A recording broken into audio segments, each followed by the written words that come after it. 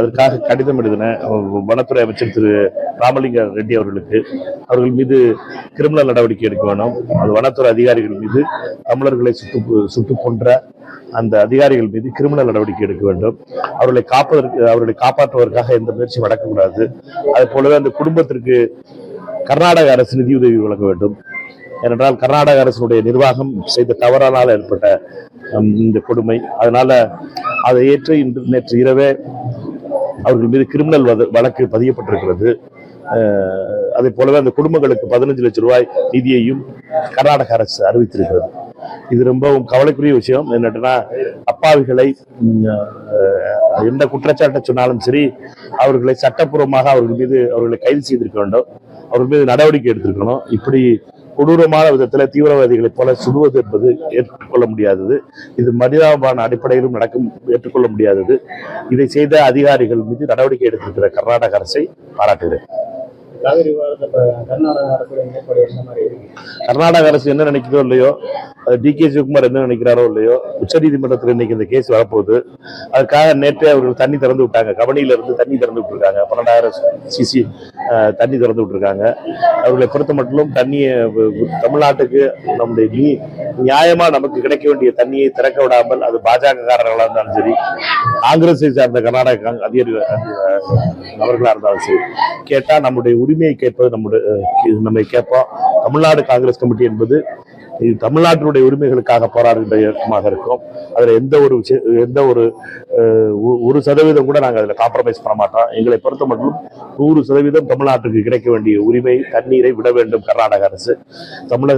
தமிழகத்துடைய அரசு, தாவேகாவினுடைய அரசு, அதுவும் குறிப்பாக முதல்வர் விஜய் அவர்களுடைய அரசு இதை சட்டப்பூர்வமாக அணுகிறது. அது ரொம்ப முக்கியமானது. இது ஒரு கான்ஃபரன்டேஷன் அல்லது இதை கர்நாடக தமிழர்கள் என்று கொண்டு போகாமல், இதை தமிழ்நாட்டினுடைய உரிமை சட்ட ரீதியாக நமக்கு நடுவர் நீதிமன்றம் குறித்த அந்த உத்தரவுகளை இம்ப்ளிமெண்ட் பண்ணணும் அப்படிங்கிறத ஒட்டி தமிழக அரசு சட்டத்துறை அமைச்சர் திரு நிர்மல்குமார் அவரிடம் பேசியிருந்தேன். இன்றைக்கு அந்த கேஸ் வருது உச்சநீதிமன்றத்தில்.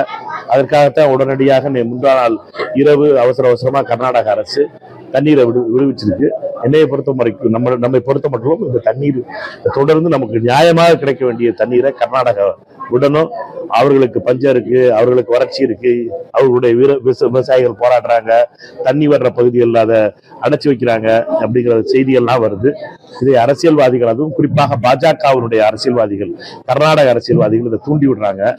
குறிப்பிட்ட விதத்துல பாஜகவினுடைய எடியூரப்பா அவர்களும் சரி, அவருடைய மகன் விஜயேந்தரும் சரி, கபனி அணைக்கே சென்று அந்த அணை தண்ணீரை திறக்கக்கூடாது என்று போராட்டம் நடத்துவது என்பது மிகப்பெரிய மனிதாபமற்ற செயல். இது பாஜக காரர்களுக்கு மட்டுமே இது இப்படிப்பட்ட வக்கர புத்தி இருக்கும். தண்ணி அரசாங்கம் திறந்து விட தயார். நடுவர் நீதிமன்றத்தினுடைய உத்தரவை நிறைவேற்றணும் சொல்றதுக்காக அரசாங்கம் திறந்து விடும் போது அதை திறந்து விடக்கூடாதுன்னு சொல்ற வக்கர புத்தி கொண்ட பாஜக காரர்களை கண்டிக்க வேண்டியது ரொம்ப முக்கியம். அதை பற்றி ஒரு வார்த்தை கூட சொல்லாத அவருடைய கூட்டணி கட்சியாக இருக்கின்ற அன்புமணி ராமதாஸ் அவர்களை நம்ம சும்மா விட்டுறக்கூடாது. அன்புமணி அவர்களை பொறுத்த மட்டும் தண்ணி வரலன்னா காங்கிரஸ்கார தான் காரணம் சொல்றாரு அன்புமணி அவர்கள். இதை மறந்துடக்கூடாது. தண்ணி திறந்து விடும் போது அதை மறிக்கிறதுக்காக போராடுற பாஜகர்களை பற்றி சொல்வதற்கு ஏன் அன்புமணி ஏன் அதை பற்றி சைலண்ட் மோடுக்கு போயிடுறாருன்னு தெரியல. அப்ப பாஜக பேச்சு வந்தா மட்டும் சைலண்ட் மோடுக்கு போயிடுறாரு அன்புமணி. ஏனென்றால் அவர் மேல இருக்கு சிபிஐ கேஸ் பெண்டிங். பட்டியாலா ஆபீஸ்ல இருக்கு சிபிஐ கேஸ் தான் காரணம். மெடிக்கல் காலேஜஸ்க்கு அப்ரூவ் கொடுத்ததுக்காக அவர் பண்ண ஊழலுடைய விளைவாக இன்னமும் சிபிஐ கேஸ் பெண்டிங்ல இருக்கிறதுனால பாஜக அவர் ஆட்டிவிக்கின்ற ஒரு பொம்மலாட்ட பொம்மையை போல அன்புமணி செயல்படுகிறார். அவரை பொறுத்த மட்டும் உண்மையிலேயே தமிழர்கள் மீது அவ்வளவு அன்பு இருக்கு, அவ்வளவு தமிழர்களுக்கான குரல் கொடுப்பேர் நினைச்சா அவர் பாஜக செய்யற அட்டூழியத்தையும் தண்ணி திறந்து விடுற கர்நாடக அரசை எடுத்து போராடுற பாஜக காரர்களை கண்டிப்பாரா அன்புமணி என்பது ரொம்ப முக்கியம். திரு அண்ணாமலை அவர்களை பொறுத்த மட்டும் அவருடைய தலைவராக இருந்த காலத்தில் அவர் என்ன செஞ்சாருங்கிறது நம்ம எல்லாருக்கும் தெரியும். நம்மை பொறுத்த நம்முடைய கேள்வி என்பது கர்நாடக பாஜகவை ஒட்டியது. கர்நாடக பாஜக தமிழ்நாட்டினுடைய தேவைகளை, நியாயமான கோரிக்கைகளை நாம் நிறைவேற்றணும்னு கேட்கும் போது கர்நாடக பாஜக அதையே கொடுக்க கூடாதுன்னு சொல்லுது. அப்ப ஏன் பாஜக தலைவர்கள் இங்க இருக்க நயினார் நாகேந்திரன் அவர்களாக இருக்கட்டும், திருமதி வானதி அவர்களாக இருக்கட்டும், அதோட இருக்க அவருடைய கூட்டணி கட்சியா இருக்க அன்புமணி ராமதாஸ் அவர்களுக்கு ஏன் அமைதியா இருக்காங்க? நம்ம கேட்கிற கேள்வி அதுதான். அதே மாதிரி ஏடிஎம்கேவுடைய அதிமுகவினுடைய அமித்ஷா அதிமுகவாக மாறிவிட்ட அதிமுகவினுடைய இந்த சைலன்ஸையும் நம்ம ரொம்ப முக்கியமாக வேண்டியதா இருக்கு. ஏனென்றால் திரு பழனிசாமி அவர்கள் பாஜக பத்தி ஒரு வார்த்தை சொல்றது கிடையாது. பாஜக இப்படி தண்ணி பாட்டுறதை பத்தி ஒரு வார்த்தை அதை கண்டிச்சு ஒரு வார்த்தை கூட சொல்றது கிடையாது. இதையும் அவர்கள் பொறுத்த மட்டும் பழனிசாமி அவர்களும் பாஜக செய்கின்ற இந்த அட்டூழியத்தை கண்டிக்கணும். 100 நாளா இருக்கு அந்த அரசு அமைஞ்சு.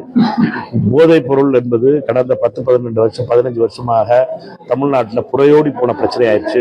கிராமப்புறங்கள்ல இருக்க பள்ளிகளுக்கு கூட வேற வேற பேர்ல போதை பொருட்கள் விற்பனைக்கு வர்றதை பார்க்க முடியுது. அது கொக்கைன் மாதிரி இல்லாம சாதாரணமாவே நீங்க மாத்திரை அளவு கூட வந்துருச்சு. இது அனைத்தையும் சீர்திருத்த வேண்டியது 100 நாள்ல செய்ய முடியாது. அதற்கான முதல் எடுப்புகளை தமிழக அரசு எடுத்திருக்கு. தமிழக முதலமைச்சர் திரு விஜய் அவர்களுடைய அரசு அந்த டைரக்ஷன்ல முதல் அடிகள் எடுத்து வச்சிருக்கு. ஆனா வேகமா எடுத்து வைக்கணும். ஏனென்றால் இது தமிழ்நாட்டில் புறையோடி போன ஒரு பிரச்சனையா இருக்கு. தமிழ்நாடு ஒரு போதை மாநிலமா போறதுக்கான வாய்ப்புகள் அனைத்தும் இருந்த காலத்துல முதலமைச்சராக இருக்காரு. இதை நிறுத்த வேண்டியது அவருடைய கடமை. அவர் மக்களுக்கு கொடுத்த வாக்குறுதியை நிறைவேற்றுவார் என்ற நம்பிக்கை எனக்கு முழுமையா இருக்கு. இது தமிழ்நாட்டில இருந்து போதை இல்லாத தமிழ்நாடா மாற்ற வேண்டியது நம்ம அனைவருடைய கடமை, உங்களுடைய கடமை, என்னுடைய கடமை, முதல்வருடைய கடமை, ஒவ்வொருவருடைய கடமை.